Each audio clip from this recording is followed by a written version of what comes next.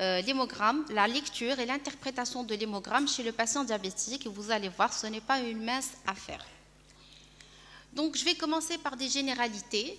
Le contexte du patient diabétique, le retentissement du diabète sur les lignées érythrocytaires, granuleuses et plaquettaires. Ensuite, quelques slides sur l'hémogramme et le diabète gestationnel.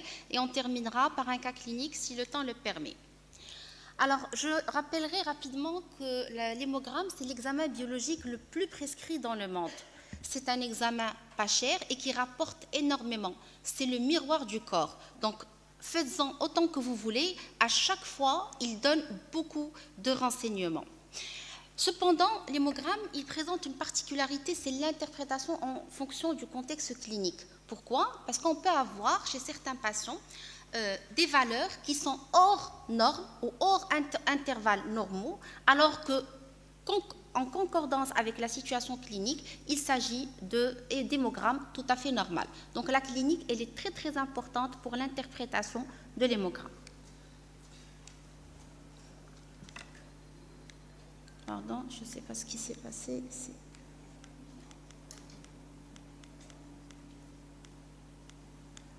Je suis en train de partir à contresens.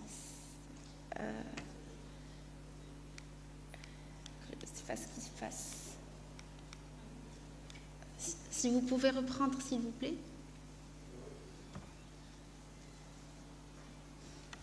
Et arrêtez le timing.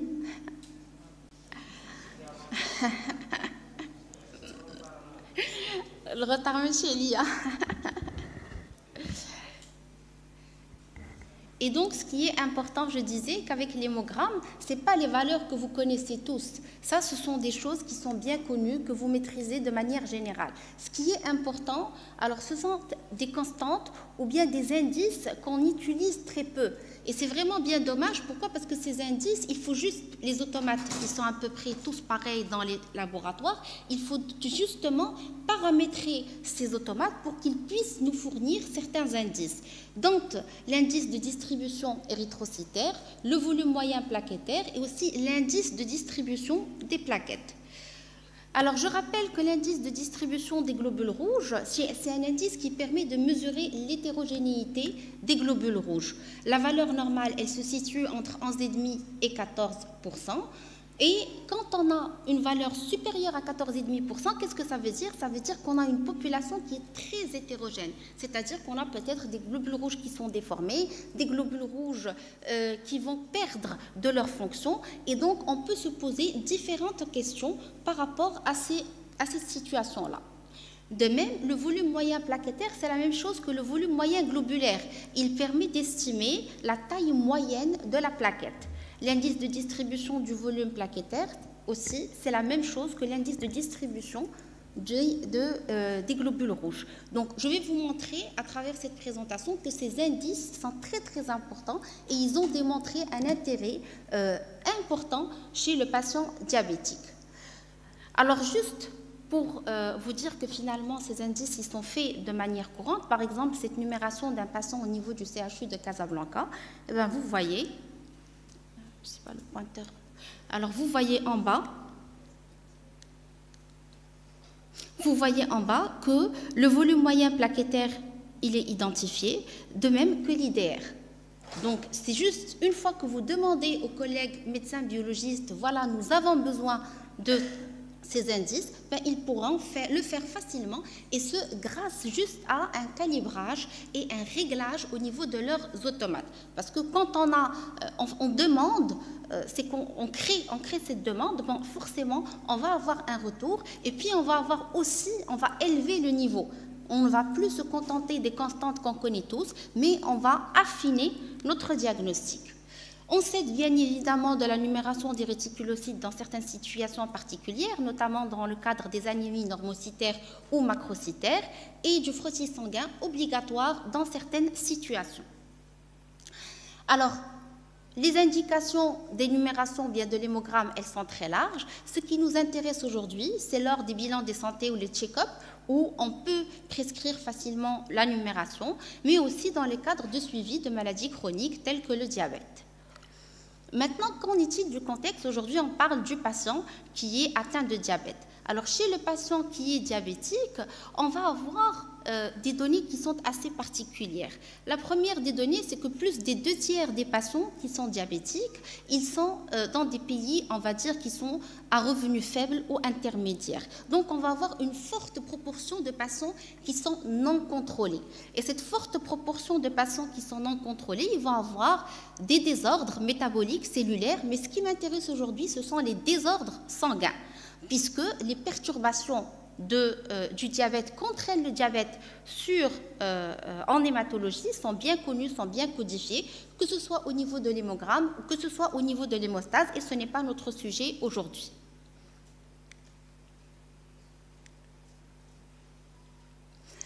Alors, je commencerai par l'anémie, parce que c'est l'anomalie la plus fréquente qu'on retrouve chez le patient diabétique.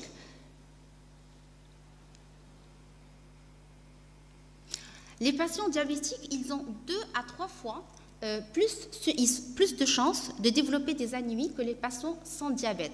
L'anémie a été considérée par l'OMS comme un problème chez le patient diabétique de modéré à grave, puisqu'un patient sur 4, c'est-à-dire un diabétique sur 4, il va être anémié.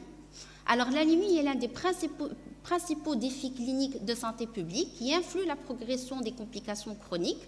C'est un facteur de risque de maladies cardiovasculaires et rénales terminales et un facteur indépendant prédictif des complications vasculaires du diabète. Alors depuis tout à l'heure, j'étais très intéressée par la conférence du professeur Heikel qui a parlé de l'insuffisance rénale terminale, mais il faut savoir s'aider de ces outils pour justement détecter de manière précoce ces patients qui vont être le plus à risque. Et c'est dommage de voir qu'on a des outils, et ces outils, ils sont simples d'utilisation, il suffit de les connaître et de commencer à les utiliser petit à petit pour déterminer ces patients à fort risque de développer des complications micro- et macrovasculaires, et donc vraiment d'allumer les voyants rouges et de les sélectionner et de faire tout un programme de prévention. Parce que finalement, on a vu ce que ça coûte. Et moi, j'ouvre une petite parenthèse, en tant que médecin, je fais aussi de l'hématologie maligne, je suis un peu choquée de voir qu'il y a une consommation excessive de la part des patients qui sont suivis pour insuffisance rénale, alors que les patients atteints de cancer, on n'arrive pas à les traiter. Donc ça, c'était juste une parenthèse. Aussi, les sujets les plus à risque sont les femmes, bien évidemment, et les sujets âgés. Et les patients qui sont atteints d'anémie, ce sont eux qui sont le plus hospitalisés et qui sont sujets au décès prématuré. L'anémie, elle n'est pas reconnue dans 25% des cas. Pourquoi? Parce qu'il y a des similitudes de signes cliniques entre les deux situations. Entre diabète et anémie, on n'arrive pas à trop faire la différence. Le patient, il vient en consultation. On se dit, ouais, c'est peut-être son diabète. Donc, on ne check pas obligatoirement. La cause principale de l'anémie chez le patient diabétique, vous le savez tous, je ne vous apprends rien, c'est l'insuffisance rénale. Ceci dit, on a pris un pool de patients qui ont une insuffisance rénale.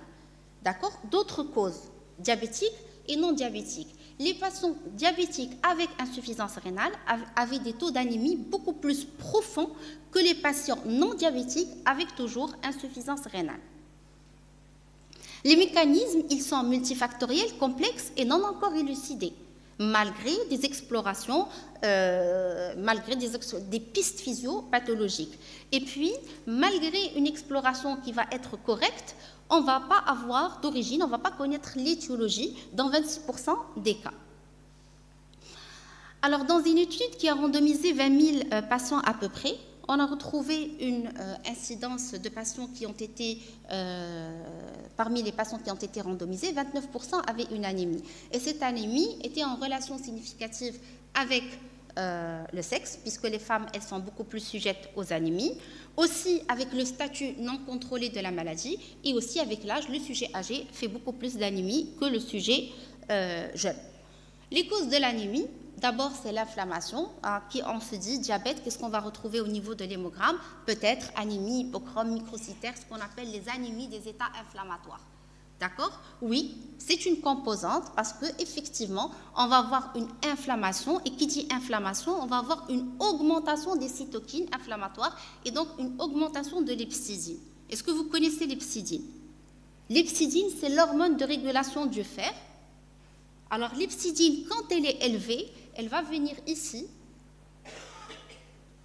Alors, elle va venir, bon, elle va venir au niveau du pôle basal des cellules et elle va empêcher que le fer soit mobilisé. C'est-à-dire, elle va garder le fer stocké au niveau des cellules de stockage, mais aussi elle va bloquer l'absorption du fer. Donc, c'est ce qui fait qu'on va avoir une anémie quand on a un état inflammatoire chronique. La deuxième cause, c'est l'inhibition de la libération de l'érythropoïétine. Ce n'est pas parce qu'on a un problème rénal qu'on a un problème d'érythropoïétine, non. Des fois, la diminution de l'érythropoïétine, elle est indépendante de l'insuffisance rénale. Pourquoi? Parce qu'on a une neuropathie. Cette neuropathie, elle va empêcher la production de l'érythropoïétine. On a aussi les dommages qui sont causés par l'interstitium rénal, le stress oxydatif, l'altération du métabolisme du fer, l'hyperglycémie toxique qui va entraîner un défaut de structure, de métabolisme et de fonction du globule rouge, mais aussi ce sont des sujets qui ont le droit de faire des carences nutritionnelles, carences en cyanocobalaminE, en folate ou bien en fer. Donc, de manière schématique, on voit qu'il y a le globule rouge. Ce globule rouge, il est attaqué par différents topiques, bien par différents éléments. On va avoir l'hyperglycémie, les dyslipidémies, on va avoir l'hyperosmolarité qui va être toxique, l'inflammation. Ça va conduire à une diminution de la déformabilité et à une diminution de la mobilité. Et donc, on va avoir des globules rouges qui vont être rigides. Et qui dit rigidité du globule rouge? Ça veut dire un problème, parce que la qualité du globule rouge, c'est quoi? C'est qu'il peut s'infiltrer dans les c'est sa déformabilité, il peut s'infiltrer dans les micro-vaisseaux. Maintenant, quand on a des globules rouges qui sont rigides, c'est ce qui crée les problèmes microvasculaires dans un premier temps et puis macrovasculaires dans un deuxième temps. Donc, de plus en plus, on voit que l'anémie, elle a un impact très important au cours du diabète. Donc, les patients que vous voyez dans vos cabinets respectifs et qui ont un 8-9 grammes d'hémoglobine et vous vous dites, bon, ça va, le patient, il n'a pas de retentissement, il est bien, je le laisse tranquille. Non, certainement pas. J'espère qu'après cette présentation, les pratiques vont changer. Alors, concernant les constantes, ou les nouveaux indices dont je vous ai parlé tout à l'heure, et je vous ai dit qu'ils sont très importants, notamment l'indice de distribution des globules rouges, et qui est facile, que vous pouvez demander au médecin biologiste. Alors, cet indice-là, par exemple, si on ne prend que celui-là, ben, il est étroitement lié à l'élévation de l'hémoglobine A1C. Il est aussi lié, comme on disait tout à l'heure, comme facteur prédictif de lésions rénales. Donc, quand vous voyez un patient qui a un indice de distribution qui est élevé, alors que vous avez des chiffres de fonction rénale qui sont normales, les voyants doivent être au rouge, parce que vous vous dites, attention, ce malade-là, il est à haut risque de développer une insuffisance rénale par la suite. Et aussi, il est aussi corrélé à une protéinurie. L'HbA1c, je ne vais pas en parler parce qu'il y a eu la première conférence qui l'a détaillé en haut et de manière qui est très large. 2 points concernant l'HbA1c. C'est que l'HbA1c, il a une avidité pour l'oxygène. Et donc, du coup, cette hémoglobine ne va pas pouvoir délivrer l'oxygène au tissu. Et c'est pour ça qu'on va avoir une hypoxie. Juste pour connaître le mécanisme de l'hypoxie lors du diabète. Et ça va toucher tous les organes. D'accord? Ça, c'est un. Et de 2, alors cette HbA1c, elle peut être fortement faussée. Je ne sais pas si vous connaissez cette information. Quand le patient, il est déficitaire en fer, parce qu'on va avoir des globules rouges qui ne vont pas se multiplier facilement, qui ne vont pas régénérer. Donc, on va avoir des globules rouges qui vont se charger en glucose et donc une HbA1c qui est faussement élevée. Donc, il faut faire attention et il faut vraiment faire un suivi du fer, des réserves en fer chez les patients qui sont atteints de diabète avant d'avoir la main facile de changer peut-être le traitement. Aussi, anémie et médicaments. Je suppose que vous savez tous, metformine et déficit en vitamine B12, ça c'est quelque chose qui est très connu, mais quand même, elle est très importante puisque 5,8 à 33% des patients vont développer un déficit en vitamine B12 qui est dû à une diminution de la mobilité intestinale et donc à une diminution du facteur intrinsèque. Donc ce qui est recommandé chez les patients qui prennent de la metformine pour plus de 3 ans, les sujets âgés, les sujets qui ont des signes de neuropathie, bien une aggravation de neuropathie, d'aller checker, d'aller vérifier la vitamine B12 et même dans certaines recommandations, d'aller faire une injection de vitamine B12 par an.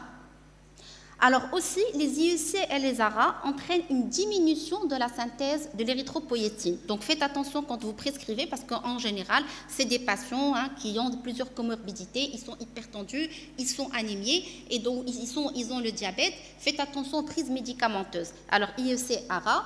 Pour les glitazones aussi, ça entraîne une anémie par hémodilution. Donc toujours avoir ce réflexe, vérifier les prises médicamenteuses des patients qui présentent des anémies. Pour l'anémie et diabète type 1, bon, c'est un contexte auto-immun. Donc, on va avoir probabilité d'association avec d'autres maladies auto-immunes qui peuvent induire aussi des anémies, notamment les gastrites auto-immunes, la maladie cœliaque, l'hypothyroïdie et la maladie de Birmer, qui est 3 à 5 fois plus fréquente. Donc, si j'ai des commentaires à faire par rapport à l'anémie, situation fréquente, présentation très hétérogène, multifactoriel et complexe, mais ce qui est plus important, et là je fais référence à la précédente communication, c'est que la détection et la prise en charge précoce de l'anémie, elle permet de limiter la progression de la néphropathie diabétique, de même que les autres complications vasculaires. Maintenant, quel impact sur la lignée granulocytaire? Donc on sait tous, il y a un lien entre globules blancs, obésité, inflammation, diabète. Obésité, on dit c'est une maladie inflammatoire, il y a une production de cytokines inflammatoires et donc on va avoir une augmentation des globules blancs. Jusque-là, je ne vous apprends rien de nouveau. Ceci dit, il y a eu une étude qui s'est intéressée, que j'ai trouvée très intéressante, qui s'est intéressée à faire la part des choses et à dire est-ce que finalement l'obésité est liée pour quelque chose, oui ou non. Et donc, pour cette étude, ils ont randomisé à peu près 25 000 patients et ils ont considéré les normes des globules blancs, l'intervalle normal entre 3 000 et 12 000, et ils les ont répartis en 5 catégories. Et vous voyez que plus le taux de globules blancs il va augmenter, plus les cas de nouveaux patients incidents va augmenter. Et tout ça en étant dans des marges normales. Et tout ça en étant chez des patients qui ne sont pas diabétiques à la base. Donc finalement, il y a un lien entre globules blancs et diabète sans que l'obésité n'intervienne. Parmi les conclusions de cette étude, c'est que le taux des globules blancs chez les jeunes hommes non diabétiques en bonne santé peut prédire l'incidence du diabète indépendamment des autres facteurs de risque. Aussi, pour chaque augmentation de 1000 globules blancs dans l'intervalle normal, le risque de diabète augmente de 7,6%. Aussi, à un taux de 6900 globules blancs et plus s'associe une augmentation de 50% du risque de diabète indépendamment de l'obésité. Donc, c'est un marqueur qui est très important aussi à garder en tête, surtout pour les sujets qui ne sont pas diabétiques, qui ne sont pas obèses, et voir cette variation. Parce qu'aujourd'hui, là aussi, je vais ouvrir une parenthèse, je suis obligée, parce que les normes, des fois, les intervalles, elles sont très importantes. C'est vrai que les globules blancs, bon, chez nous, la plupart des laboratoires, c'est 4000, 10 000, mais ce 4000, 10 000, les marges, elles sont très importantes. Donc, ce n'est pas forcément entre 4000 et 10 000, toutes les situations sont normales, ou bien toutes les situations sont pathologiques. C'est toujours à interpréter en fonction du contexte. Maintenant, lignée granuleuse et diabète. Ça, j'ai parlé en tant que facteur de risque. Maintenant, c'est lignée granuleuse et diabète. Je ne vous apprends rien en disant, oui, il va y avoir de l'inflammation, les globules blancs vont être élevés. Ça, on est tous d'accord. Peut-être même qu'il y a une altération de la fonction des globules blancs, et cette altération de la fonction des globules blancs, elle peut justifier la prédisposition des patients à faire des infections. Donc tout cela, on est bien d'accord. Par contre, ce qui est nouveau, en faisant ma recherche bibliographique, j'ai retrouvé qu'il y avait des nouveaux indices. Et même ces nouveaux indices-là, nous, on n'utilise pas, pour vous dire, mais ces nouveaux indices, ils sont fortement prédictifs de patients, soit de développer la résistance à l'insuline ou bien de développer le diabète. Et ce sont des indices qui peuvent être intégrés aux différents automates de numération. Les plaquettes, la numération plaquettaire et le volume plaquettaire sont aussi élevés, sont observés durant le diabète. Le VMP, le volume moyen plaquettaire, plus la plaquette est grosse, plus on va avoir de risques de maladies thromboemboliques. Pourquoi? Ou bien de maladies micro- et macrovasculaires. Pourquoi? Parce que la plaquette, quand elle est de grande taille, cette plaquette de grande taille, elle va être activée. Et cette activation de plaquette, elle va libérer des produits qui sont prothrombotiques. Et ces produits prothrombotiques, qu'est-ce qu'ils vont induire? Une activation d'autres plaquettes et une agrégation plaquettaire, et c'est le lit du thrombus. Donc là aussi, ne sous-estimez pas le volume moyen plaquettaire, ne sous-estimez pas le taux de plaquettes, parce qu'un taux de plaquettes élevé aussi peut être prédictif de complications micro- et macrovasculaires. Diabète gestationnel, alors je l'ai résumé dans cette étude, alors qui montre ce que vous avez en pointillé, ce sont les patientes qui n'ont pas de diabète gestationnel, et ce qui est en trait continu, c'est les patients qui ont un diabète gestationnel, et vous voyez que ce soit pour les globules blancs, globules rouges ou bien plaquettes, on a une augmentation des paramètres de l'hémogramme par rapport aux patientes qui n'ont pas de diabète gestationnel.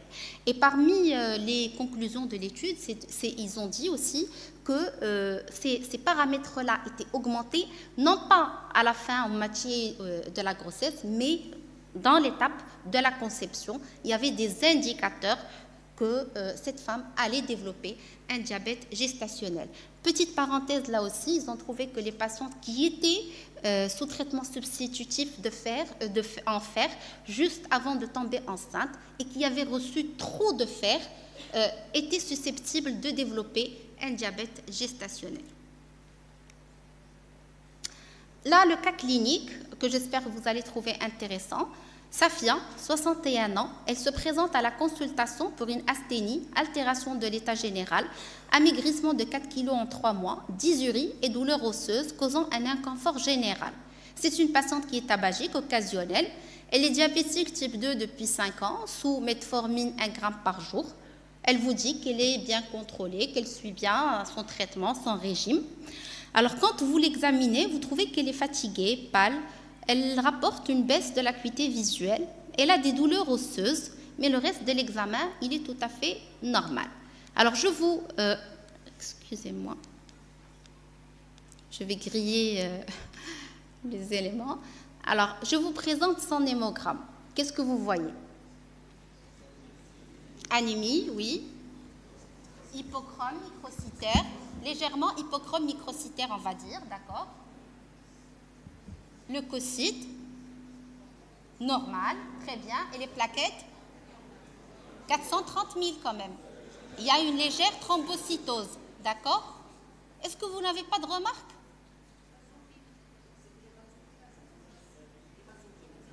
Oui. À part l'hématocrite.